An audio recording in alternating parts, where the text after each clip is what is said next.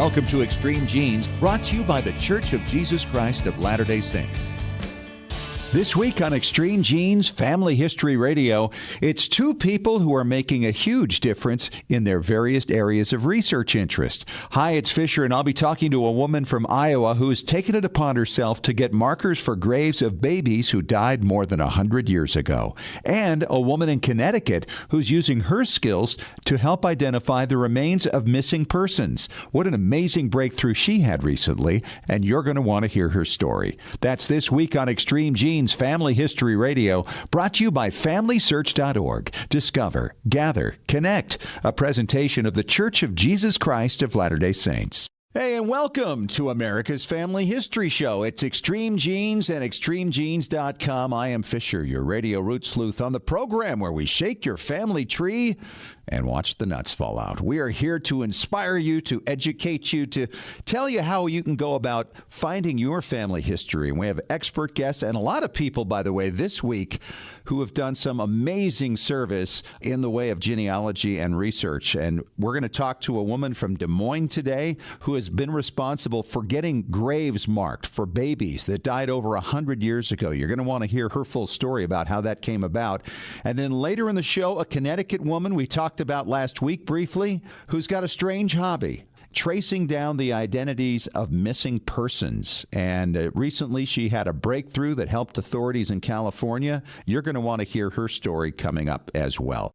Hey, let's head out to Boston right now. David Allen Lambert is on the line from the New England Historic Genealogical Society and AmericanAncestors.org. He is the chief genealogist there. David, how are you? I'm doing good. I'm actually in London, Ontario, Canada, as we speak. Yeah, at the Ontario Genealogical Society conference. I'm a keynote out here and having a great time on the other side of the border. You were traveling too, aren't you? Yeah, I was at the Northwest Missouri Genealogical Society annual conference. I gave 4 lectures there at the edge of the Missouri River in St. Joseph, Missouri. And in fact, the building we were in couldn't even be accessed a couple of days before that because there's just so much flooding going on in that area. And it was just great to be with Deanne and Kelly and all the people there. I very much enjoyed their hospitality. It was a great time. By the way, St. Joseph, Missouri, this was the founding site of the Pony Express, and they've also got the house that Jesse James was killed in there. I know, he was hanging a portrait on the wall or something. Yeah, something like that. Yes. Well, let's get on with our family histoire news, my friend. What do we have? Well, besides traveling to Canada, I was actually in New York. In fact, this Boston Red Sox fan set foot in Yankee Stadium because of the Babe Ruth auction. My dad's big idol growing up. I got to actually see firsthand the jersey that sold for a record-breaking $5.64 million. Oh, my gosh. I got to swing the bat that's probably going to go for $1.5 million. They didn't realize that. Got to hold Babe Ruth cleats and even put my hand in Mickey Mantle's glove that sold for $100,000. Oh, wow. The thing was, this was from Babe's family. His grandkids have been auctioning this off. And I love the comment from one of the granddaughters saying, hey, we don't have to worry about being robbed in the middle of the night because of all of our memorabilia. So, some family history being sold off there. And I don't think there's anybody out there, any family, that could sell their stuff for more than that. No, that's true. I don't think any of my sports jerseys are ever going to fetch that type of money, or anything. But what if it has Lambert across the back? Maybe that would up the price. I have one from my heritage. I got to hold on to it now. Well, we talked about GEDmatch last week in regards to the opting in for law enforcement.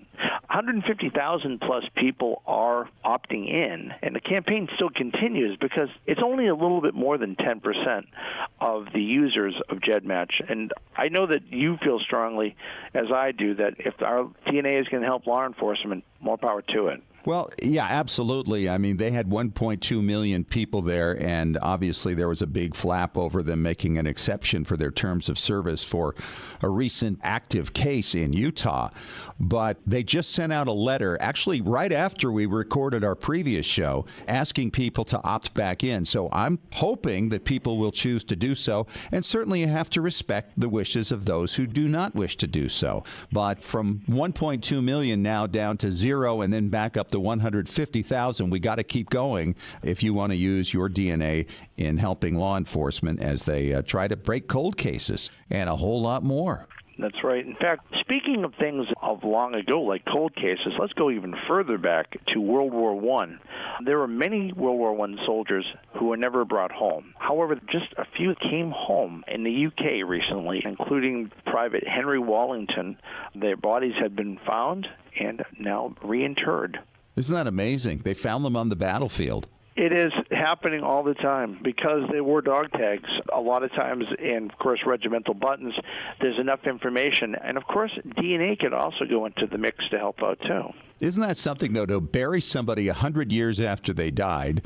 I mean, that's like you or me passing away in 2040 and being reburied in 2140, you know?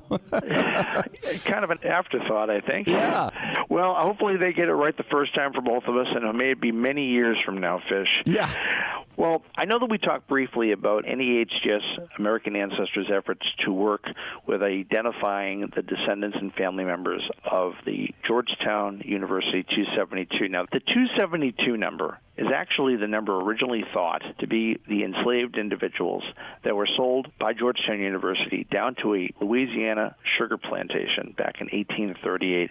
But now we believe and have identified 314 individuals, and the website gu272.americanancestors.org is something we're very proud of and very excited to announce. And this website will be searchable online. That's awesome. That's really going to be good. In fact, we're going to do an interview next week with one of your people from NEHGS about this project and some of the things that have been learned, some of the stories that have come out of it. I hope that many descendants can reconnect to their past now. Talk to you next week from Beantown, my friend. All right. Thank you so much, David. We'll catch up with you. And I got to tell you, I love hearing from listeners and experiences that they have, and then getting those people to share some of these things with you so you can get some ideas about some things you can do in your community, in your own family, and how you might go about these projects. And I've got Christine Bartley on the line with me right now. She's from Des Moines, Iowa. And Christine, welcome to the show. I sure appreciate you reaching out to me. Well, thanks. It's fun to be on your show and share this interesting story. Yeah, well, you have really gotten yourself deep in the weeds on this, actually literally, right?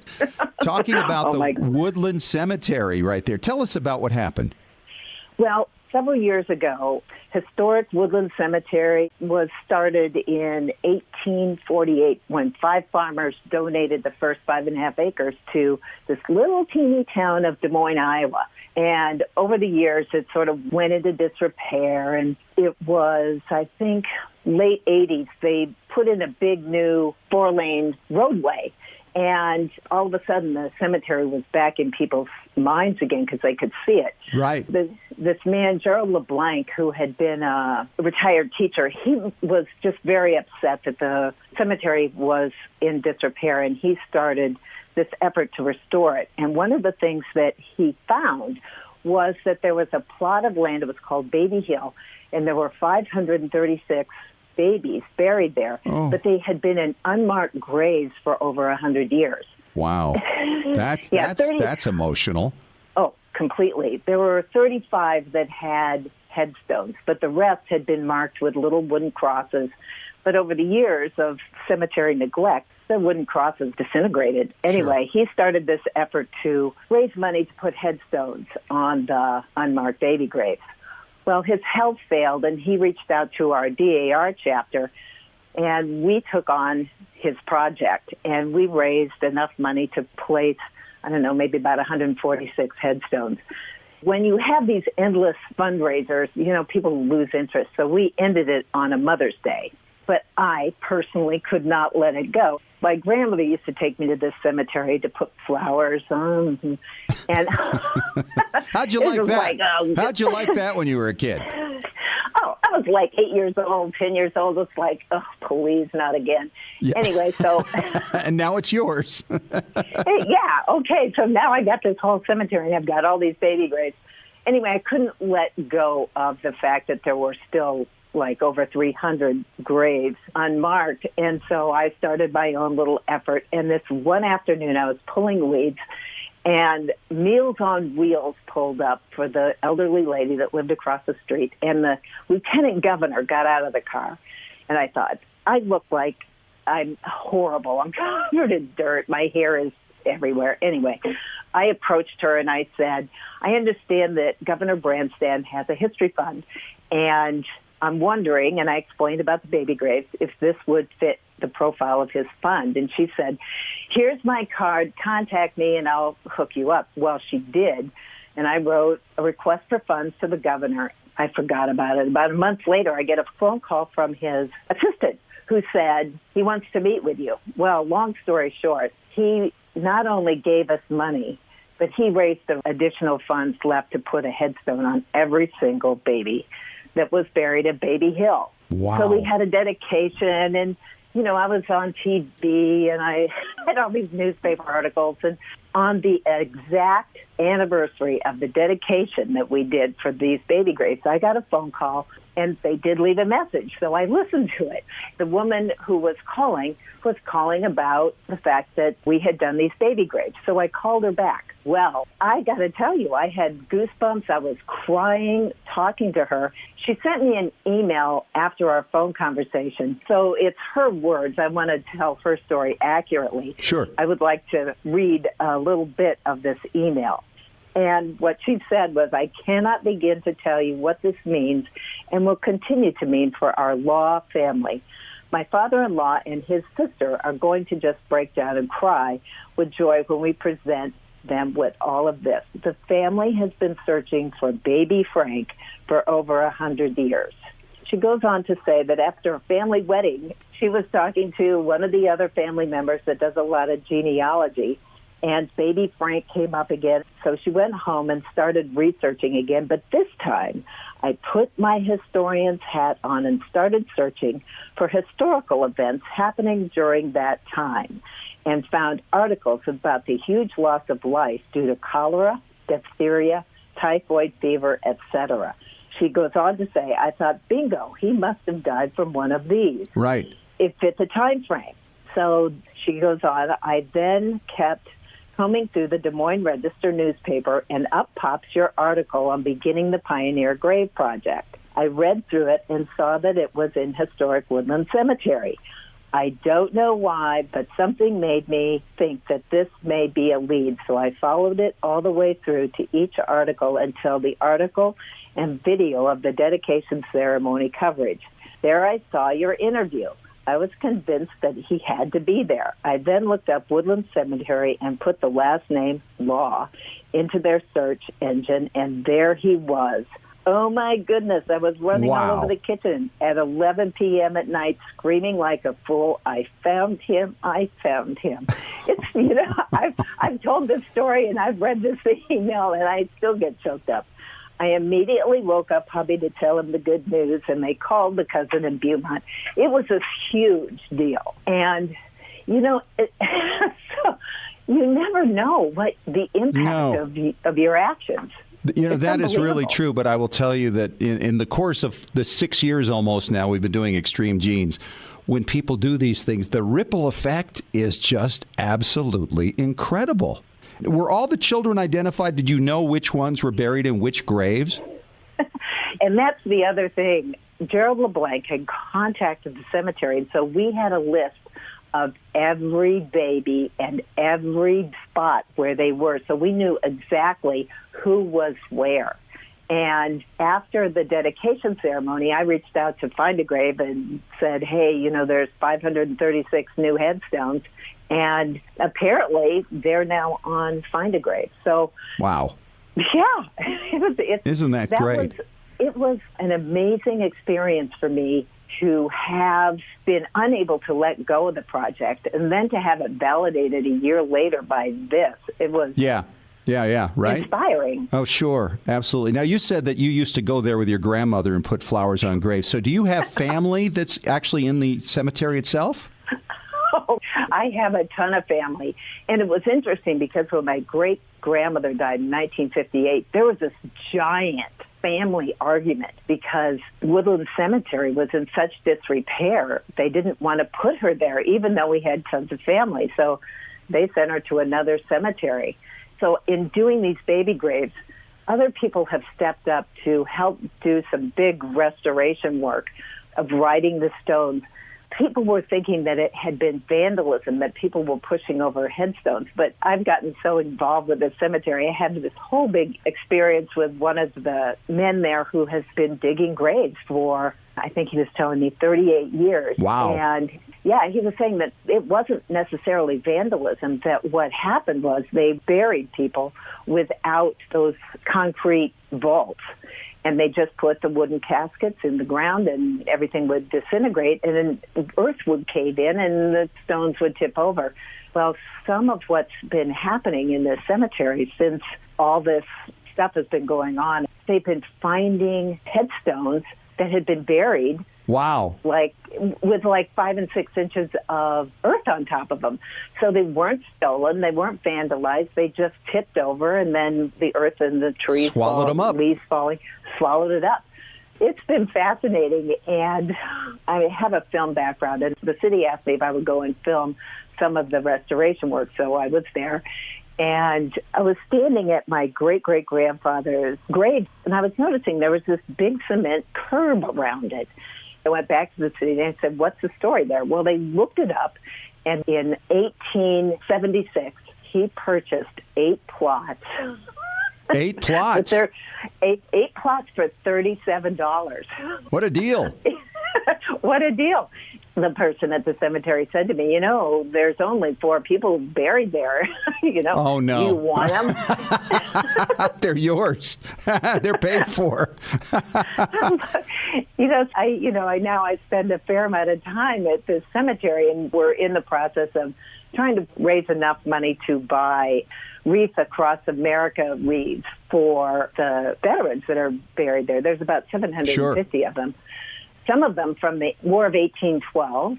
There's Civil War soldiers there. There's one guy, Preston Jackson. He was born a slave, escaped, and fought for the Union Army, and he's buried with all the other Civil War soldiers. So my grandmother, I can see her smiling, and she is laughing. Yeah, she's howling at you. I mean, look at that history. And then all of a sudden, now you are the cemetery. They'll have to rename it after you. It'll have to be Christine Bartley Cemetery. Who's Woodland, for Pete's sake, right? Exactly. Yeah. Well, she truly would drag me there, and I was patient, sort of. I was a kid. It was like rolling my eyes. I know she's having a good laugh. Well, she is Christine Bartley. She's from Des Moines, Iowa, and she's a cemetery angel, if there ever was one. Taking over Woodland Cemetery and making a difference. Thanks so much for sharing your story and reaching out, Christine. It was fascinating. Oh, well, thanks for having me. Today, we're just flooded with people who are out there doing great things, and one of them is Rebecca Heath. She is from Simsbury, Connecticut. And Rebecca, welcome to Extreme Genes. Nice to have you. Thank you. I was so intrigued when I read your story just a week or two ago that you got involved in a missing persons case. And I guess this is your passion. What got you started in missing persons cases and seeing what you can do to help? Well, it started off as what I assumed was a hobby. It just, in my spare time, would try to find names for unidentified Jane Does and John Does because it seemed like there was a large amount of these individuals that were unnamed and for years and years, and these cases had gone cold. I wanted to give them a voice that they no longer had. So had you been able to identify some of them previously to this case we're going to talk about? Oh, no.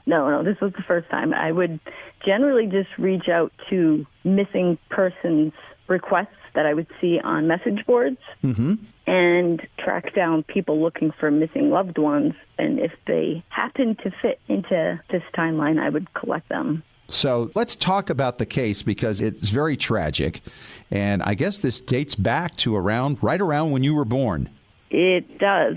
The first barrel was found November 10th of 1985, and I was born on the 13th. This barrel contained human remains, and it was up in New Hampshire. So this is a true crime story, and you learned about this when? I would say about 10 years ago, I came across the article in the newspaper, and it stuck out to me not only because of the date of when it was found, but that still no one had known who these victims were. Right. Now, you mentioned the first barrel, so there were 2 others? There was one other. It was found in 2000. So how many victims in all were in these barrels? So there were 4. The first barrel contained the adult female and the oldest child, and the second barrel contained 2 young children, which were both girls. And so over time, police were finally able to figure out that it was a man named Terry Rasmussen. Was it an admission of guilt, or was it they actually tracked him down? How did they figure out who did it? Unfortunately, he never paid the price for this crime. He was in prison for a completely unrelated case.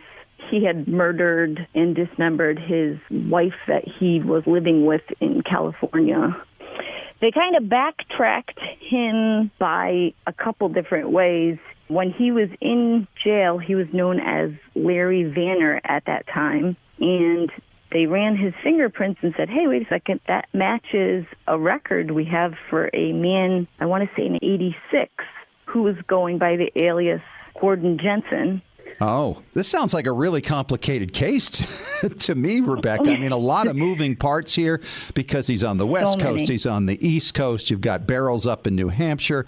And so you wanted to try to figure out who these people were in New Hampshire. So what did you do? So I started making a list of any potential matches for any family missing persons boards that I could find that would kind of fit within the time frame. I would pull any potential listing, put it in this list, and then go back and forth on this list to see if I could find like a public record of them living. Sure. And if I could, I would cross it out and go to the next. Did you use Facebook, other social media? I actually would, but people would post that they were looking for missing loved ones on Facebook, and I would certainly use those as well and try and see if I could find any info. Sure. And so time goes on, and what happened? In 2017, I came across one listing that seemed like it was a pretty good match, and I had posted it in one of my social network groups on Facebook, and it was following this case, and I said, hey, does anyone think this is them? Nothing really happened from it. But then last year, I was listening to a podcast on Bear Brook murders, and it just brought me back to that specific listing that I remembered looking at before. And I said, you know what? I got to reach out to this woman. I've got to figure out if she found who she was looking for. The posting was from 1999. Oh, wow. So she could have been gone. She could have moved. She could have had a different account. Usually happens. A lot of the email addresses are broken or whatnot. So I tracked her down through Facebook, and I just sent out a message. Hey, is this the same woman that was looking for the missing half-sister? And she responded back, yes, it is. And I kind of gave a little background on what I do. I like to help people find missing loved ones, and I said maybe I could help and asked for some more details. And I want to say within 10 minutes of speaking with this woman, she had responded back, oh, and she married a guy with the last name Rasmussen. Oh, my gosh. Rasmussen. That's the same name. Well, that must have made your jaw drop. I did. I remember I started shaking. I couldn't type anymore. I was trying to type, but I was shaking so much. It's like, there's no way somebody goes missing with 2 young girls that has the same last name. Right. The same last name. Unbelievable. I should mention that this was probably like 10 p.m. at night. Wow. No sleep that night, huh? I could not sleep. I was up. Oh, there was 2 sides of the family looking for this woman and her 2 girls because she had daughters by 2 different fathers. So different sides of families were both looking for the woman, which was Marlise. So I reached out to the other side of the family that was looking for the other girl, and the sister of the adult female who was looking for Marlise said that she had left with a man named Terry. Oh, wow. She knew his first name. So you got the first name and the last name now. Yes. So, at that point, you're just like, okay. You know. This You've got it. This is it. It's done. Yeah. Were you then able to identify all 4 of the victims? Unfortunately, it was only the adult female and her 2 biological daughters. Okay. One little girl that was linked to the serial killer as his bio child, who is still unidentified. Huh. And so you reached out then to the California police, I assume. San Bernardino, yep. What did they have to say to you? Well, I tried explaining my story, and I didn't realize how unusual it was for people to just search these message boards and reach out to people, but I was questioned. So this is a hobby? Let's get this straight. You just do this? Yep. Some people go bowling, and I do this. Absolutely. Exactly. So once they got over the shock of that and came to realize that you were a serious player here, did they go through your material? Oh, it was taken seriously because I had never initiated anything about the case whatsoever. The information was all given freely. And by the next week, family members from both sides were getting DNA tests done. Oh, wow. To match them. Yeah. And then it all kind of came together. And then this was the first one you've ever actually broken with your little hobby, but nonetheless, it did a lot of good. Yes. And you use a lot of genealogical practices in what you do. I mean, you've been telling me off air that you got an ancestry account, you use family search. Do you do family history research on your own lines? Oddly enough, no, I don't. I like to help other people find their roots. To find their missing people, get them back together. You're amazing. Mm-hmm. I'm talking to Rebecca Heath. She is a hobbyist into missing persons in Simsbury, Connecticut, and recently was responsible for helping identify 3 of 4 missing people who were lost to a murder back in the 1980s. Incredible work, Rebecca. Great work.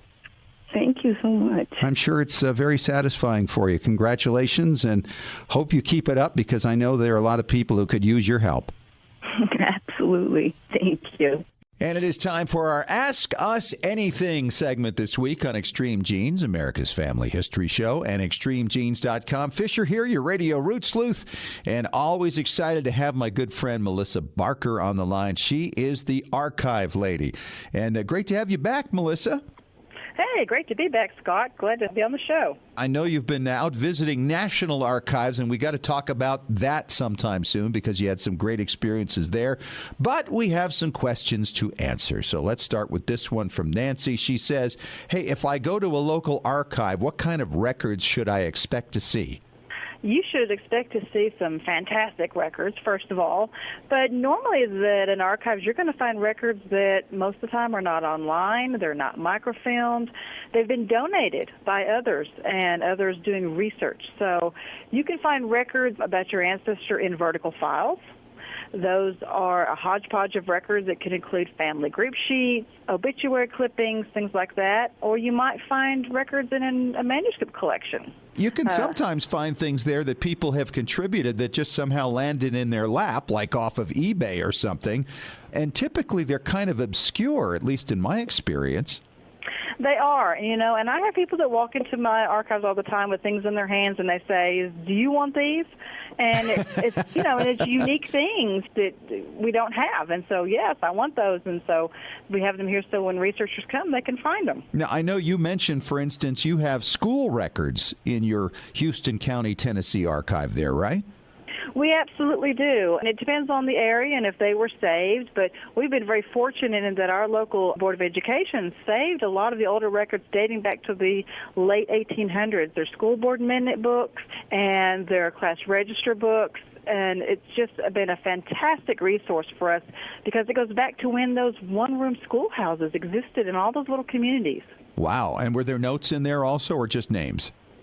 Well, there's names, there's their grades, their days that they were present, and in a lot of the early ones, there are their father's name is listed in there and the father's occupation. Wow. Those are not the things you see usually in government outlets. No, absolutely not. And, I'm a county archivist, and many county archives only deal with the county government records, but there's many of us that choose to collect historical and genealogical records because we don't have anywhere else in our area that's doing that. So here's your next question, and this was from Sandy, and she asks, photographs. What kind of photographs are normally kept in a county archive collection? That is kind of like, for me, the hidden gems. Many of our county archives, our historical societies, genealogical societies have a fantastic collection of photographs because they're trying to document their local history, and the photographs can do that. They could have family photographs, photographs of local schools, churches, maybe even just photographs of events that happen in the community. And so many times you're going to find a large collection of photographs that are not online, of course, but they're here in the archives. And also, don't forget to ask about unidentified photographs. We all have a collection of unidentified photographs. Yeah, that's really true. And this is a great place for them to go. And sometimes, for instance, I've been into an archive where I found a picture of my grandfather holding his little son because they got the collection of the photographer from way back in the day. And what a gem that was for me to find. And I'll tell you another thing that happens is that because of our many newspapers now have gone all digital, they have a storehouse of photographs that are sitting in filing cabinets, and many of those get donated to local archives. Oh, wow. Yes, and we received ours from our local newspaper, and it was about 10 boxes worth of just loose photographs that have been taken over many decades, and they've gone digital now, and so they don't use them anymore. And we're doing our Ask Us Anything segment, answering your questions, and this one comes from Perry in North Dakota, and he says, Melissa, tell us about donations. How do you donate, and what kinds of things have you received in donations? Donating to an archive is one of the best things you could do, especially if your children and grandchildren just have no interest in your genealogical records. Please seek out an archive of some sort to see if they'll take them. It's important to make plans ahead of time. Call ahead. See if they even accept records donations. And if they do, find out what kinds of records they accept. I, in my archives, accept just about anything because I'm the only repository that's trying to save this kind of stuff. But I have had a tremendous amount of different things walk into my archives that people don't even know if we want, but we find out that we do. Well, you know, I went to an archive in Fairfield, Connecticut a few years ago and was blown away by a collection that somebody had donated on one of my ancestral families that dated from the 1600s through the mid-1800s. It had been collected over many generations, and one of the things that was in there was a sword that my ancestor had in the early 1700s. I couldn't believe it. And I got to hold this thing and get pictures with it and poke. No, I didn't poke anybody, but I had a good time with it. You know, it's amazing what people donate. I'm amazed every day. I had a couple of sisters walk in one day, and they had a couple of boxes with them, and they told me they were on their way to throw these away. When I went to look at it, it was their mother's life research, her mother's life genealogy research in those boxes, and they didn't want it. So we gladly took that information to think of the work that the woman put in for 50 years doing genealogy research, and her daughters didn't even want it. They were going to throw it away. And you know, Melissa, that is just a common thing, and it's every genealogist's nightmare that everybody looks at it, rolls their eyes, and go, well, what's this? This is just really boring. We're going to get rid of it. In fact, I had somebody fish a family Bible out of a trash can years ago that led to me connecting my third great-grandmother into her lines, and it goes way back in early New England. And without that Bible, I would have no way of having connected her to her parents. Absolutely. And, you know, one thing I've learned, too, is I need to pay attention to what people are giving me because not too long ago I had a gentleman walk in, and he had a shirt box that was probably from the 1950s, I guess. And he said this was just in an old storage building. And so I took it and I set it aside for a couple of days, didn't look in it. Once I finally got back to look into it, they were original records dating from about 1804 to 1868. Oh, wow. So now when people bring me something, I open it immediately to see what's in it. Well, I want to know what were in those records. What were they of? They look to be the personal papers of a gentleman by the name of James Scarborough. And they were receipts and invoices, some financial records, but the oldest one dated back to 1804. This was a local gentleman, and he came in. He was very nonchalant about it. He didn't want me to talk too much to him about it. He said this was being stored in an old building, and he thought that you'd like to have them, and he left them. And so, like I said, that was it. That was it. The box he brought it in wasn't any kind of a special box. And once I looked in there, I thought, oh, I should have looked at this 2 days ago.